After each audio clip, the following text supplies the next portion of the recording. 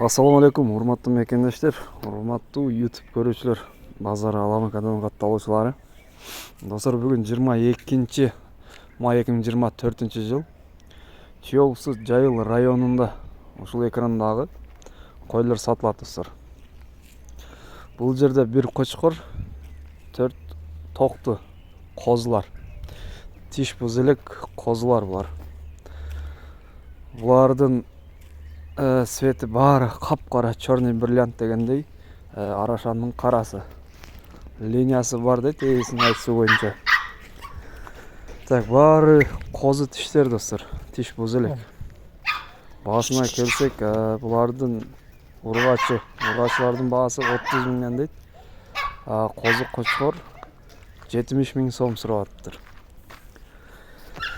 Кеми болот, экрандагы номерлерге чаласыздар достор.